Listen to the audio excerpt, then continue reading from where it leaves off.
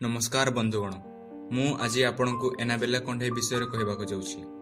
मनुष्य शरीर अनुसंधान बाहरी यह कंढई जिते भयावह देखा जाए तार कार्य सेहीपरि भयावह होता। ये कहानी हूँ श्रापित कंढई एनाबेलार, जहाँ को आज भी गोटे म्यूजियम रे बंद करी रखा जाइछि। एनाबेला नामक यही कंढईर कहानी आरंभ होता है 1918 रे। कारण यही समय छोट पिलांक विषय कहानी और कॉमिक्स लिखुवा अमेरिकी राइटर जॉनी क्रुएल तांको गोटे बही रेजिडी एंड स्टॉर्म्स रे तांकर वर्णना करथिले। जॉनी कहती जे दिने से तांको घर बाहर एमिति ही बुलुथिबा समय रे तांको घर पछरे गोटे कंढई पड़िथिबार देखि पारिले। जॉनी एही कंढई को निज घरे प्रथमे केबे देखि नथिले, तेणु से निज पड़ोसी मानकु जाई पचारिबा पई लागिले कि ए कंढई तांकर तो नुहे। किंतु सबु पड़ोसी माने एहाकु मना करदेले, तेणु से यह विषय बेसी किछि भाबिले नाही और कंढई को जाई निज झील मार्सेला को देदेले। मार्सेला सही समय बहुत छोट थिले, तेणु से कंढई को देखि बहुत खुशी हो गले। तापरे मार्सेला सबु समय सही कंढई सह ही खेलुथिले, किंतु एही परे खेली खेली किछि दिन पर तांको एही कंढई सह प्रेम हो जाइथिला। आउ से गोटिए सेकेंड पई मध्य एही कंढई को निज ठुर अलगा करू नथिले। से सही कंढई संगरे सबु समय खेलुथिले और तांको सह कथाबार्ता मध्य होउथिले। किंतु एही सबु देखि जॉनी को मार्सेला पे बहुत चिंता मध्य होउथिला, किंतु छुआ भाबिकी से तांको सेही कंढई सह खेलिबाको देउथिले। किंतु जेतेबेले सेही मार्सेलार 13 वर्ष हैला से गोटे गभीर बेमार रे पीड़ित हेले। सेही समय तांको वैक्सीन दियागला, किंतु सेही वैक्सीन रो ता उपरे उल्टा असर होइगला। यहाँ पे तार मृत्यु मध्य होइगला।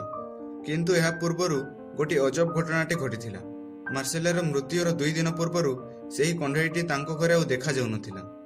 मार्सेलार कहिबारु जॉनी तांको बहुत खोजिथिले, किंतु से कोठी भी ताको पाइले नाही।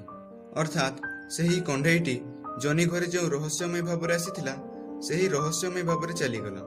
एवं एही सत्य कहानी को जेतेबेले से निज बही रे लिखिथिले सेही समय रे लोके यह विषय जानि आश्चर्य होइगले और जॉनी रो एही कहानी सेही समय रे लोकंक पाखरे बहुत फेमस मध्ये हो जाइथिला। तापर किछि दशंधि पर्यंत एही कंढई कहा नजर रे आसिला नाही। लोके यह विषय भूली सारिथिले, किंतु 1970 मसीह रे यह आउ थरे देखागला एवं 1970 मसीह रे यह पृथ्वी को पुनर्बार फेरिथिला।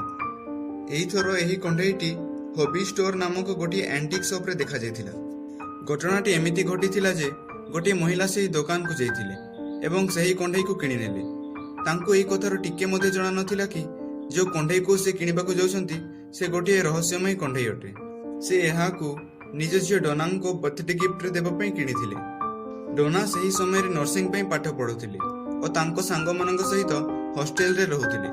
से सही गिफ्ट पाई आश्चर्य हो गले, कारण यहाँ पूर्व तांको माँ तांको कंढई गिफ्ट करि नथिले और यह छाड़ी तांकर एही कंढई सह खेलिबार बयस मध्ये चली जाइथिला। हेले मध्ये तांको मां को एही कंढई तांको बहुत पसंद आसिला और यहाकू से निज रूम रे सजाई देले। जदियो डोनार सांग मानक एही कंढई पसंद आसु नथिला और तांकर गोटे सांग को तो यह आरंभ रही अजीब लागुथिला। से तांको मना भी कले कि से कंढई को रूम रे न रखंतु, किंतु डोना तांको कथा न मानी से कंढईटी को निज रूम रे ही रखिदेले। किंतु सेही कंढईर आसीबा परे सेही हॉस्टेल रे अनेक भिन्न भिन्न घटना गुड़िक घटिबाकू लागिला। सर्वप्रथमे डोना जानी पारिले जे एही कंढईटी गोटे जगार अन्य जगह को निजे ही गति करि पारुथिला। जेतेबेले डोना और तांको सांग माने बाहर को जाउथिले सेही समय रे सेही कंढईटी तांको गोटे अन्य जगह रे पड़िथिबार देखिबाकू मिलुथिला। डोना बहुत समय यह नोटिस करुथिला और जेतेबेले तांको सांग मानकु यह कहिला तांको सांग माने तांको कहिले जे तू शीघ्र एही कंढई को रूम रो बाहर कर दे, कारण एही कंढईटी गोटे श्रापित कंढई अटे। किंतु डोना एही परि कला नाही, कारण से ए सब घटना रे विश्वास करनथिला। किछि दिन एही परि बीती चलिला और से माने सेही कंढई रो अजीब अजीब घटना गुडी को नोटिस करुथिले। मोटा मोटी भाबरे गोटे मास बीती जिबा परे से माने रूम भितरे गोटे कागज पाइले और सही कागज रे गोटे छुआर हैंडराइटिंग रे लिखा हिथिला हेल्प मी। एवं एही कागजटी गोटिए थर नुह अनेक थर घरे पड़िथिबार मिलिला। थरे जेतेबेले से माने बाहर हॉस्टेल को फेरिले से माने देखि पारिले जे सही कंढई रे लाल रंगर दाग लागिछि। से माने नर्सिंग रो स्टूडेंट होइथिबारु एहा जानिबा पई तांको डेरी लागिला नाही कि एही दाग कोनसी रंगर नुहे किंतु रक्तर अटे। किंतु से माने एहा बुझी पारिले नाही कि सही रक्त सेठरे लागिला किपरि। एही घटना परे तांको सांग माने डोना को बारंबार कहबाकू लगिले जे एही कंढईटी श्रापित अटे एवं एहाकू एठारे रखिबा ठीक नुह। किंतु एही सब घटना घटी जिबा परे मध्य ଡୋନା ତାକୁ ନିଜ ରୁମରୁ ବାହାର କଲା ନାହିଁ। ଅସଲ କଥାଟି ହେଲା ଯେ ଡୋନାର ଏହି କଣ୍ଢେଇ ସାଙ୍ଗରେ ଗୋଟିଏ ଘନିଷ୍ଠ ସମ୍ପର୍କ ଗଢ଼ି ଉଠିଥିଲା।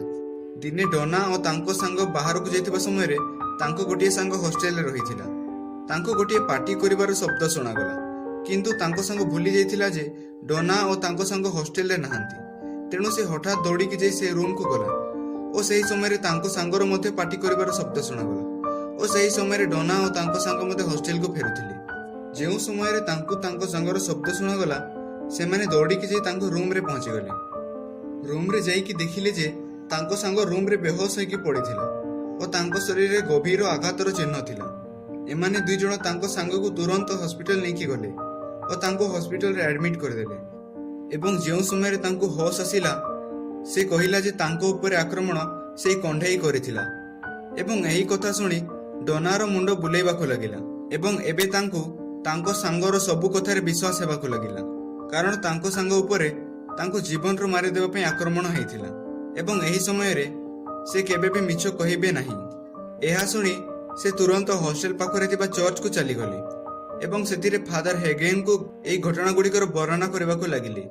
ଫାଦର ହେଗେନ ଏହି ଘଟଣା ଶୁଣି ତାଙ୍କୁ ତାଙ୍କ ସିନିୟର ଫାଦର ହୁକ୍ଙ୍କ ପାଖରେ ପଠାଇଦେଲେ।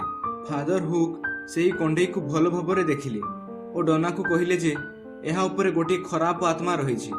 ଫାଦର କହିଲେ ଯେ ଏହି ଘଟଣାକୁ ସମ୍ଭାଳିବା ତାଙ୍କ ପକ୍ଷରେ ସମ୍ଭବ ନୁହେଁ, ତେଣୁ ସେ ଏହି ଖବରକୁ ପ୍ୟାରାନର୍ମାଲ ଆକ୍ଟିଭିଟି ଏକ୍ସପର୍ଟ ଏଡୱାର୍ଡ ୱାରେନ ଓ ତାଙ୍କ ପତ୍ନୀ ଲରେନ ଡିଟାଙ୍କୁ ଦେଇଦେଲେ। ଏହି କଥା ଶୁଣି ଏଡୱାର୍ଡ ଲରେନ ଓ ତାଙ୍କ ପତ୍ନୀ ଲରେନ ଡିଟା ତୁରନ୍ତ ଡୋନାର ହଷ୍ଟେଲକୁ ଆସି ପହଞ୍ଚିଲେ ଏବଂ ଏହି କଣ୍ଢେଇ ବିଷୟରେ ବେଶୀ ଜାଣିବା ପାଇଁ ଗୋଟିଏ ସପ୍ତାହ ତାଙ୍କ ସହିତ କାଟିବା ପାଇଁ ନିର୍ଣ୍ଣୟ କଲେ। ଏବଂ ଗୋଟିଏ ସପ୍ତାହ ରହିବା ପରେ ସେମାନେ ଡୋନାଙ୍କୁ କହିଲେ ଯେ ଏହି କଣ୍ଢେଇରେ ଗୋଟିଏ ଅତ୍ୟନ୍ତ ଶକ୍ତିଶାଳୀ ଆତ୍ମାର ବାସସ୍ଥାନ ଅଛି ଓ ଏବେ ଏହି ଆତ୍ମା ଏହି କଣ୍ଢେଇରୁ ବାହାରି ଗୋଟିଏ ମନୁଷ୍ୟ ଶରୀରକୁ ଯିବାକୁ ଚାହୁଁଛି। ସେମାନେ କହିଲେ ଯେ ଏହି ଆତ୍ମା ରହିବା ପାଇଁ ଡୋନାର ଶରୀରକୁ ବାଛିଛି, ତେଣୁ ଯେତେ ଜଲ୍ଦି ହୋଇପାରେ ଡୋନାକୁ ୟାଠାରୁ ଦୂର କରିବା ପାଇଁ ପଡ଼ିବ।